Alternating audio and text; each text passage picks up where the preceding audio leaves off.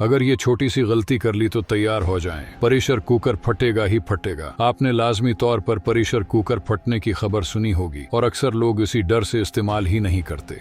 अगरचे इस बात में कोई शक नहीं कि खाना पकाने के पुराने तरीके यानी आहिस्ता और धीमी आंच पर पकाना ही बेहतरीन अमल है, लेकिन बाज औकात ऐसी मजबूरी बन जाती है कि खाना जल्द तैयार करना होता है। इस मौके पर प्रेशर कुकर इस्तेमाल किए बगैर चारा नहीं होता। आपको बताएं कि अगर आप चंद छोटी छोटी गलतियां न करें तो प्रेशर कुकर एक महफूज और कारआमद चीज है।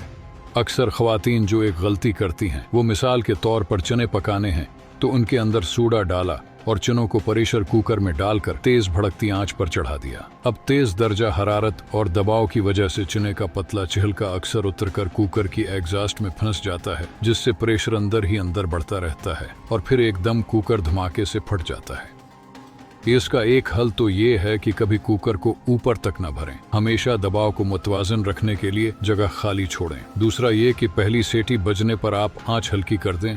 और तीसरा ये कि अगर मीठा सोडा डाला है तो प्रेशर कुकर न इस्तेमाल करें। एक गलती ख्वातीन जल्दी में इसको फौरी खोलने की करती हैं, जबकि अभी अंदर प्रेशर बाकी होता है। चाहे अगर बहुत जल्दी है तो कुकर को उठाएं और नल के नीचे रखकर थोड़ा थोड़ा सा पानी बहाएं। कुछ ही देर में भाप निकलकर दबाव खत्म कर देगी और आप महफूज तरीके से उसे खोल सकते हैं। वैसे बहुत से लोग तो सरे ही से प्रेशर कुकर में खाना बनाने के मुखालिफ हैं। उनके ख्याल में इतने तेज दर्जा हरारत पर तेजी से खुराक तैयार करने से इसकी सारी ग़िज़ायत खत्म हो जाती है, लेकिन बहुत से लोग हैं जो उसे महज वहम करार देते हैं। आपका क्या ख्याल है और आपके घर खाना प्रेशर कुकर में बनता है या पुराने तरीके से हांडी में मध्यम आंच पर आहिस्ता आहिस्ता?